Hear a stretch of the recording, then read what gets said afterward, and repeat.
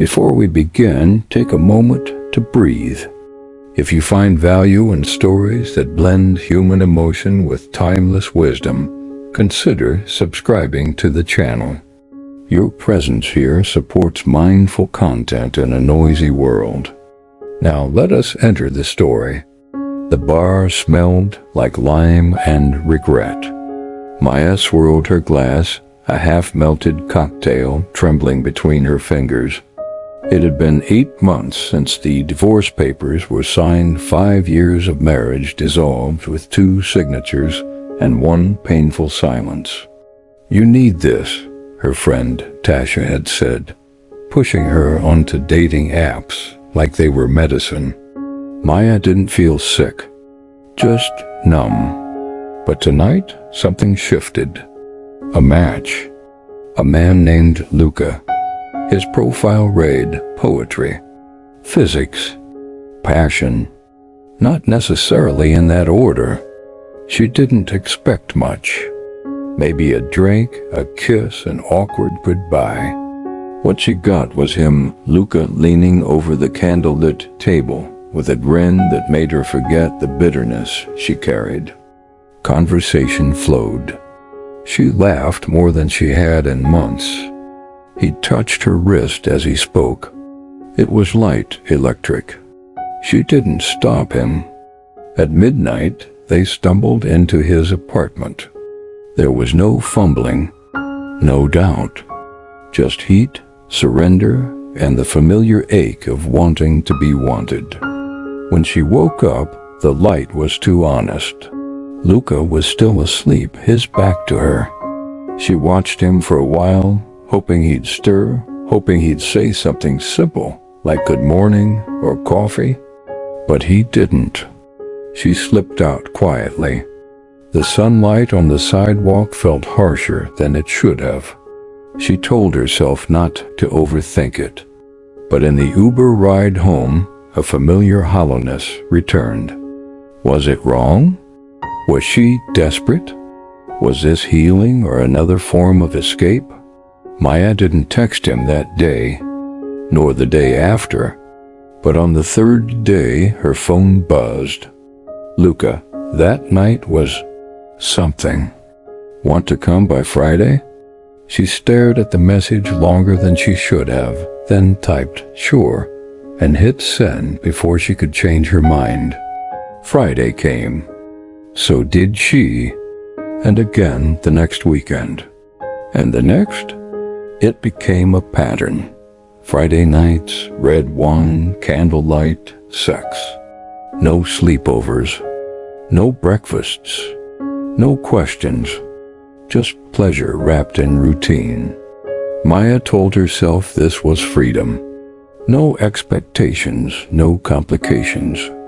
Just 2 adults chasing connection without the chains. But her body began to ache in strange ways. Not from the physicality, but from the lingering silence afterward. Luca would always turn away, drift off, or slip out for a smoke without offering her a blanket. A piece of her longed for something softer, deeper. Yet she kept going back. Maybe it was the way he whispered her name. Maybe it was because during those moments she felt something close to being seen.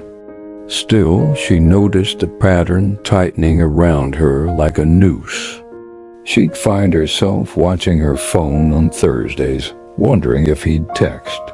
She'd dress with more care, apply lipstick she hadn't worn in years. It wasn't just casual anymore. At least not for her. One Sunday afternoon, over coffee with her best friend Priya, she confessed, "I don't know what this is. I feel addicted, but I don't even know what I'm addicted to." Priya raised an eyebrow. "You think it's him, but it's not. It's the hope." Maya laughed. "What's that supposed to mean?" Priya sipped her chai slowly, as if waiting for the perfect silence to speak into. Then she said it. "If you're not aware in pleasure, you'll bleed in craving." Maya froze. The words landed in her chest like an arrow. She wanted to roll her eyes, brush it off as one of Priya's spiritual quips. But it stayed with her, that night and the next. Long after the wine had been poured and the moans had faded, that sentence echoed louder than Luca's voice ever had. The next time Maya saw Luca, something was different. He noticed it too. She wasn't as eager, not as quick to touch or laugh. During dinner, she asked, "Do you ever wonder why we keep doing this?" Luca shrugged. "It's fun. You're beautiful. Why not?" But she didn't smile. She stared into her wine glass, watching the reflection of the low amber light tremble in the liquid. He reached out, slid his fingers down her arm. "You're thinking too much again." "Maybe I should," she said softly. Later that night, as they lay in bed, something shifted. Luca, unusually quiet, turned away from her. "You okay?" she asked. "Headache," he mumbled. "Not tonight." Maya nodded. "Okay." They lay there in silence. For the first time, no sex, no movement. Just breath and space and something else presence. She could feel the tension between them, but not the kind she was used to. It wasn't desire. It was something rawer, sadder. "Do you ever meditate?" she asked suddenly. Luca chuckled softly. "Used to. Back when I thought I could renounce everything and find God in a cave." She turned to him, surprised. "Seriously?" 6 months in northern Thailand. A monastery near Chiang Mai. Shaved head. Silence. Mosquitoes. The whole package. "What happened?" He paused. "Turns out I'm still human." The room fell quiet again. But this time the silence was warm. She felt oddly more connected to him without touching him at all. In the morning they made tea. Talked about nothing. There was no sex, but there was a strange peace. Driving home, Maya kept replaying that night in her head. It was the first time she hadn't left feeling empty. There was no climax, but there was clarity. She began to wonder, was it the sex that made her feel hollow, or the way she approached it? It took less than a week for things to unravel. Maya wasn't even snooping. She was on Instagram, mindlessly scrolling, when she saw a story posted by a girl she vaguely remembered from college champagne glasses, soft lighting, and Luca's unmistakable silhouette. She clicked through. There he was. Same smirk, same bedroom eyes. Only now someone else was sitting on his lap. Her breath caught in her throat. She didn't call. She didn't text. Instead, she stared at the screen, letting the images burn into her memory until they no longer shocked her. That night, she lay awake in bed, shivering under the weight of her own realizations. It had never been about her. Or maybe it had just not in the way she hoped. She had given her body, her laughter, her vulnerability to a man who treated her like a weekend escape. And worse, she had allowed it. Not once, but over and over again. The tears came without force. Not dramatic, just steady, cleansing. A silent acknowledgement of how far she had strayed from herself. Maya didn't block Luca. She didn't send a final message demanding answers. She didn't need to. Instead, she dusted off an old book Priya had once gifted her. Zen Mind, Beginner's Mind. She sat on her floor, legs crossed awkwardly, eyes fluttering shut. Just breathe. She was terrible at it. Her thoughts screamed, her body itched, Her mind replayed every mistake in high definition, but she returned to the breath, again and again. The next morning, she woke up with no messages from him and no ache about it. Something had shifted. It wasn't a miracle. Maya still missed the rush the way Luca's lips felt on her neck, the thrill of being wanted even if only for a night. But now there was a second voice in her mind, quieter, steadier. A few weeks later, she signed up for a silent meditation retreat. 10 women, 3 days, no phones, no eye contact. Just stillness, simple meals, and the unrelenting mirror of their own minds. On the second evening, during a Dharma talk, the teacher, a soft-spoken nun with a face like weathered silk, posed a question. Can intimacy become a form of meditation? Not to indulge, but to observe.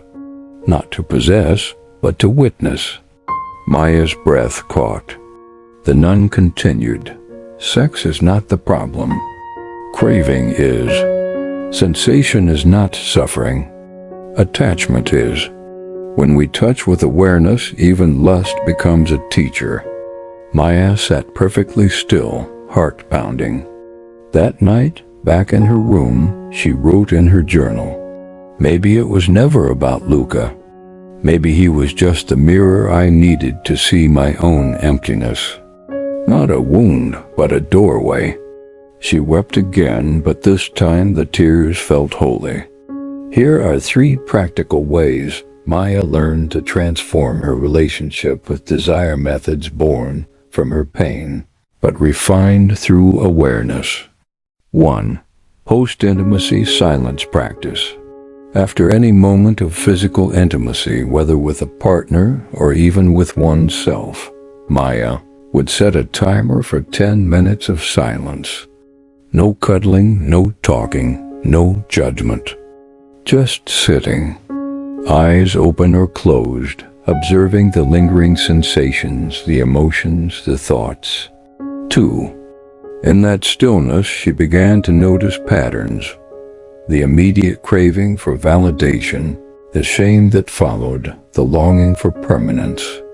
Instead of reacting, she simply watched. Over time, the silence became sacred. Not an absence of connection, but a deeper form of it. Desire journaling. Rather than suppressing her desires, Maya gave them a voice. She carried a small notebook, her craving log. Whenever lust arose, she would write what triggered it, how it felt in her body, and what story her mind attached to it. Sometimes she'd write, saw his jawline, heart sped up, thought, maybe he'll finally love me. Other times, lonely, want to feel held. Not horny, just tired. 3. The act of naming the desire stripped it of its urgency. It wasn't dirty. It wasn't divine. It just was. Like a cloud drifting across the sky. Partnered presence meditation.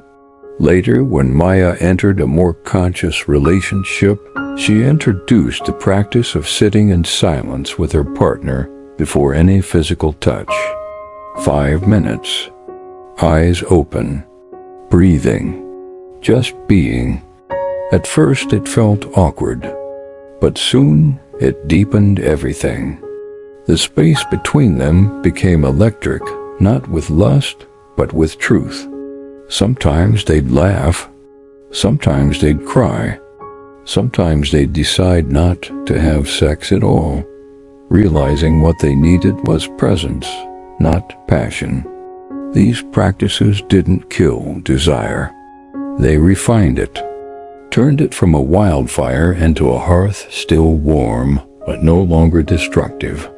The sun had just begun to rise, casting a gentle orange hue across the lake's surface.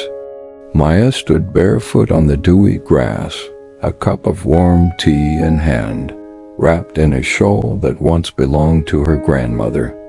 She watched the light dance over the water and whispered, "Now I see sex wasn't wrong. I was just unconscious." There was no drama in the realization, no regret, just a quiet exhale. She hadn't become a nun. She still desired, still touched, still opened herself to others. But now she did so with her eyes wide open. She began guiding small women's circle spaces for meditation, for conversation, for asking the kind of questions no one dared to ask out loud. Why do I crave him when he hurts me? Can I love without needing? Is it okay to want and still be spiritual? She didn't claim to have the answers, but she offered her story, not as a blueprint, but as a lantern. And perhaps that was enough. If this story touched something within you, share it with someone who may need it too. Subscribe for more narratives where ancient wisdom meets the struggles of modern life. And remember, sometimes the greatest clarity comes after we lose everything we thought mattered.